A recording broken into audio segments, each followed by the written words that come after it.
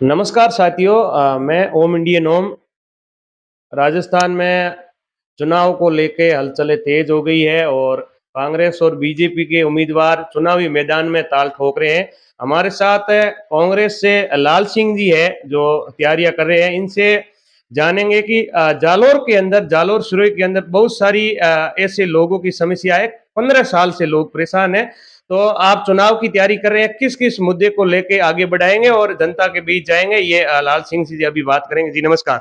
नमस्कार ओम जी, पधारी, वेलकम, आपका स्वागत है। हाँ जी। पिछले 15 साल से नहीं, 20 साल से जनता त्रस्त है। 15 साल से तो देव जी बैठे हैं और 5 साल सुशीला बंगारू जी रखे गई है। उससे पहले हमारी कांग्रेस की सीट थी, आज से 20 साल पहले। तो पिछले 15 साल से जनता यहाँ की दुखी है और कई ऐसे गांव हैं जहाँ पे देव जी आज तक पहुंचे भी नहीं है, मतलब जिन्होंने सिर्फ जातिवाद के सिवाय कुछ नहीं फैलाया। काफी रोडों की वगैरह की समस्या है ज्यादातर राजस्थान के अंदर या जालोर जिले के अंदर। रोड का मामला बहुत खराब है। तो रोड को लेके आप क्या कहना चाहते हैं और आगे चुनाव आ रहा है तो क्या तैयारी रहेगी? देखिए, रोडों की समस्या तो आप जालौर की पूरी हालत बहुत खराब है। जैसे सिरोही में चले जाओ तो सिरोही में रोड अच्छे हैं, तो वो भी मतलब में जहाँ के नेता पॉलिटिशियन अच्छे थे जिन्होंने श्याम जी लोढ़ा ने बनाया, बाकी ने मतलब में रोड तो आप देख ले हैं जालौर में, तो पूरे मतलब में आप जालौर सर्कल से बाहर निकल जाओ, एक भी रोड ऐसा नहीं है जहाँ पे टोल नहीं लग रहा है। और टोल भी लग रहा है, उसके साथ साथ रोडों की हालत क्या है।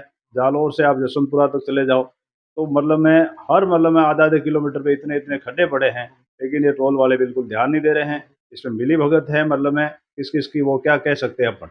सांसद हैं यहाँ के, मतलब में विधायक हैं। पिछले मतलब में देखने जाओ तो पिछले कांग्रेस की सरकार थी, लेकिन विधायक यहाँ के मतलब में चारों बीजेपी के थे।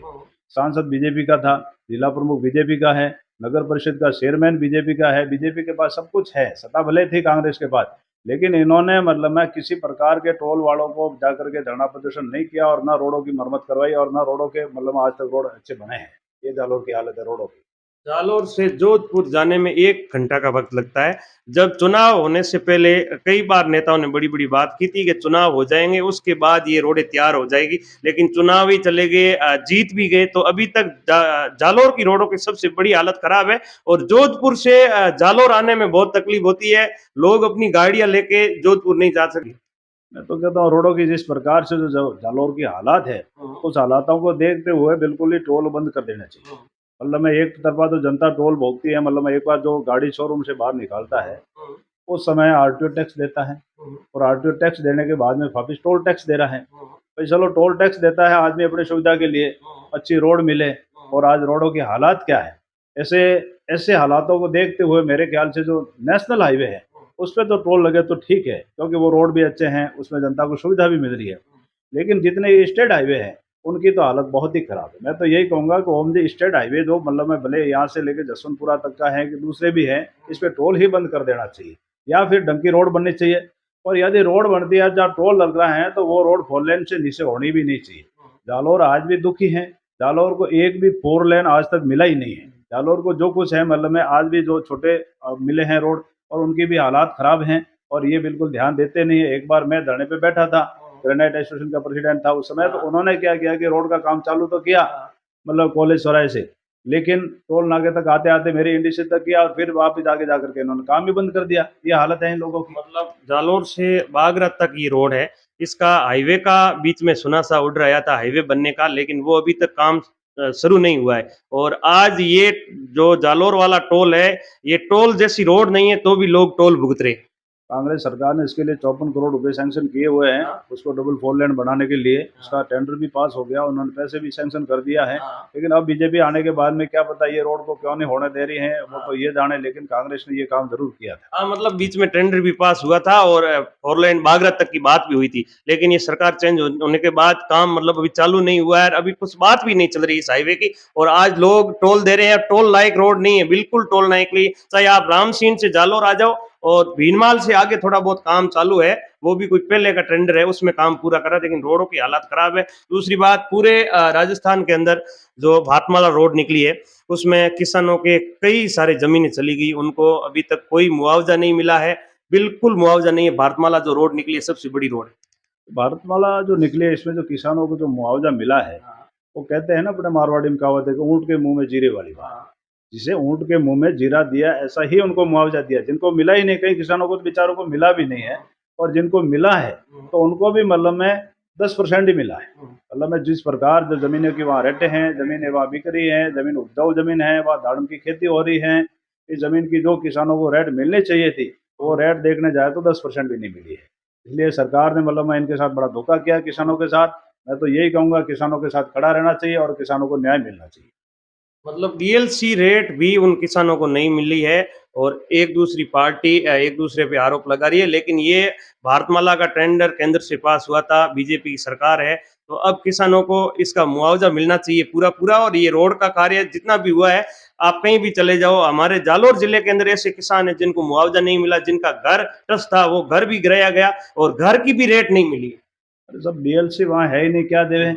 वैसे मतलब में एग्रीकल्चर कुएं थे या खेती थी वहाँ पे वैसे भी डीएलसी बहुत कम थी, क्योंकि बेचारे किसानों ने कोई मतलब वहाँ को जमीन का आदान प्रदान हुआ नहीं, इसलिए कोई डीएलसी बढ़ी नहीं। वहाँ पे डीएलसी तो बहुत कम है, लेकिन वास्तविक जमीनों की रेट बहुत ज़्यादा है थी और उनके मुकाबले मतलब इनको बहुत रेटें कम मिली हैं, जो किसानों के साथ बड़ा अन्याय हुआ है। मैं यही कहूँगा किसानों को न्याय मिलना चाहिए और किसानों को ढंग का मुआवजा मिलना चाहिए सरकार से, तभी जाकर के 4 लेन सक्सेस है मतलब मेगा हाईवे इन्होंने जो बनाया है भारतमाला। नहीं तो भारतमाला बनाई है ठीक है, अच्छी है, सुविधा गवर्नमेंट जनता से पैसे वसूल करती है, ठीक है, लेकिन किसानों को जो मिलना चाहिए मुआवजा वो नहीं मिला है।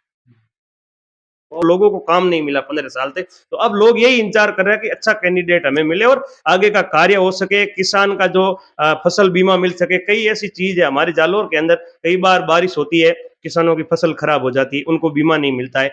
बीमा कंपनियां जाती है तो बढ़िया सर्वर नहीं करती है कि कितने एकड़ में फसल खराब हुई है। तो ये इस प्रकार जालोर में क्यों चलता है?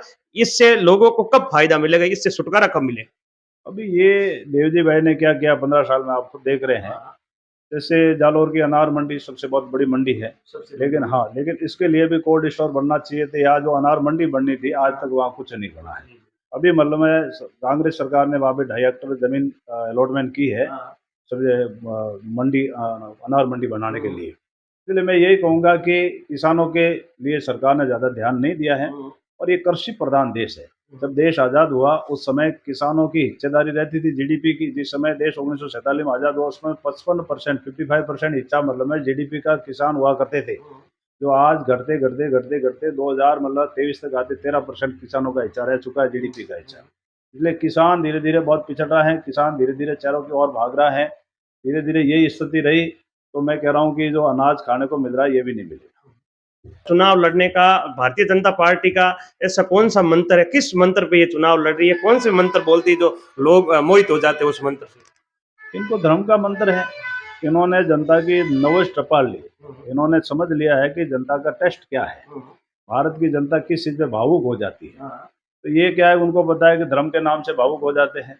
जब भी होता है तो धर्म ला करके आगे खड़े कर देता है। मैं कहता हूँ धर्म सबके लिए है, हर इंसान के लिए। धर्म किसी ने कोई बेचा थोड़े सा। मतलब में धर्म का मतलब क्या होता है, पदार्थ 4 होते हैं, धर्म अर्थ काम और मोक्ष, ठीक है सर। पहला है धर्म, धर्म के बाद में अर्थ। जब आदमी के पास अर्थ होगा तो आदमी अपना धर्म भी बचाएगा, नहीं तो अर्थ ही नहीं होगा ना तो कल धर्म से भी भटक जाएगा। इसलिए पहला धर्म, फिर बाद में अर्थ, फिर काम और उसके बाद में मोक्ष।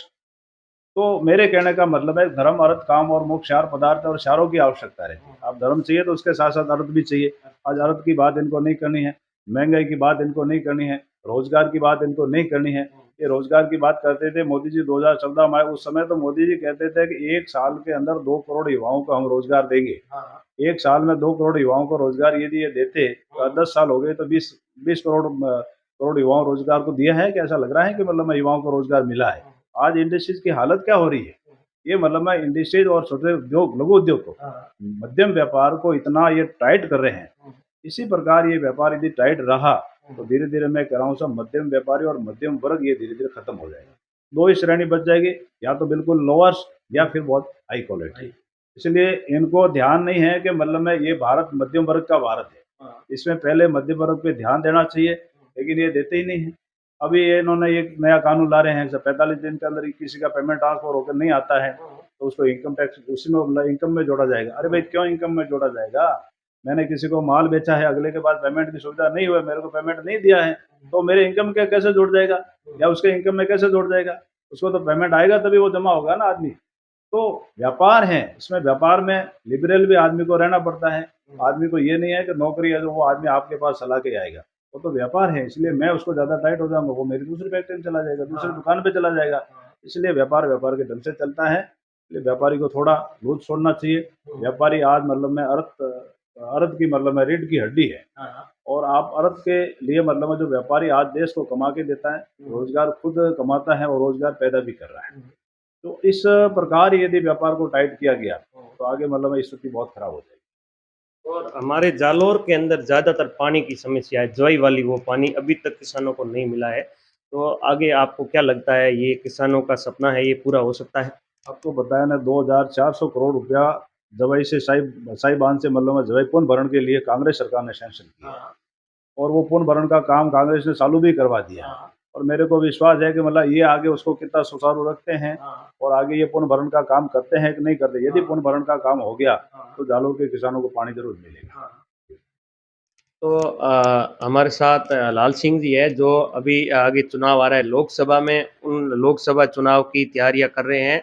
क्या लगता है लाल सिंह जी, अब की बार लोकसभा सभा चुनाव में काफ़ी उम्मीदवार ताल ठोक रहे हैं, तो मैं आपको गारंटी से कहता हूँ कि कांग्रेस अब की बार अच्छी जीतेगी। आठों विधानसभा के अंदर आप पूरी काउंट कर लो तो मतलब में 40 से 45 हजार वोटों से मतलब कांग्रेस आगे पीछे नहीं है। लोकसभा के अंदर डायरेक्ट फाइट होती है। आपने देखा 2009 के अंदर देव जी को टिकट मिला था और उधर सिंधिया जी को मिला, सामने बूटा सिंह जी आ गए, इसीलिए हमारी कांग्रेस हार गई। 2000 वापिस 18 की देख लो, 19 18 की, अरे 2014 से 19 में, तो 19 में भी उस समय मतलब में रतन जी आ गए थे, लेकिन वो अलग उन्होंने माहौल बना के रखा। भी लोकसभा के चुनाव की तैयारियां कर रहे हैं।